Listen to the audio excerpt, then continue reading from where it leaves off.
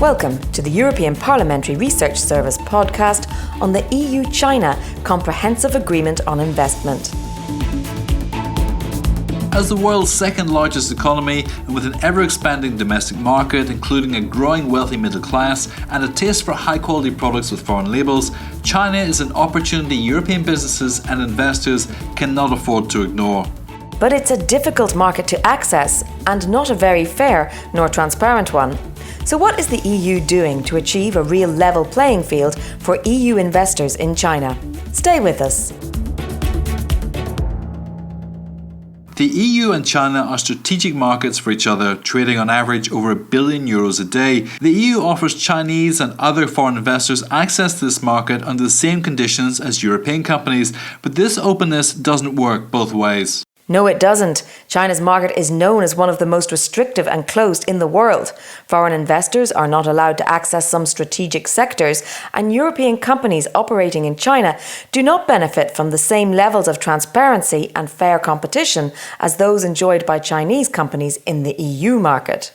The problem is that, from a legal point of view, China is not doing anything wrong. First, there is no multilateral investment agreement setting out binding rules for market access or investment protection. And second, China made very limited commitments on regulating trade and trade-related investment measures when it joined the World Trade Organization back in 2001. In recent years, however, we've seen some attempts from China to open up a bit and ensure equal treatment of domestic and foreign invested firms with regard to land supply, government procurement, licensing formalities and protection of intellectual property, among others.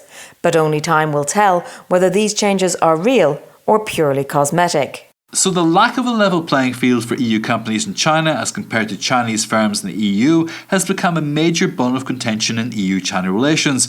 So how is the EU trying to address this lack of balance? Stay with us. The magic word here is the Comprehensive Agreement on Investment, or CAI. Now what is it?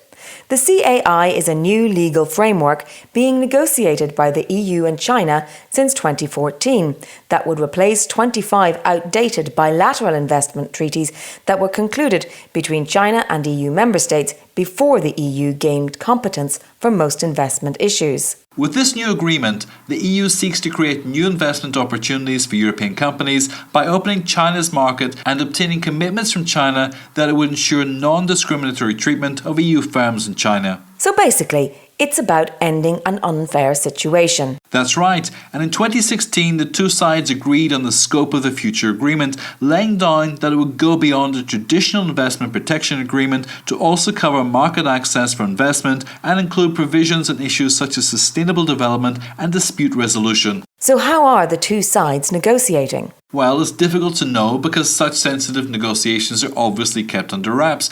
But if we look at recent trade and investment deals concluded by the EU with third countries such as Canada, Singapore or Vietnam, we clearly see that the EU is using a new approach to investment protection. In the new agreements, the EU has replaced the traditional investor-state dispute settlement mechanism with a new, more effective, fair and transparent bilateral investment court system.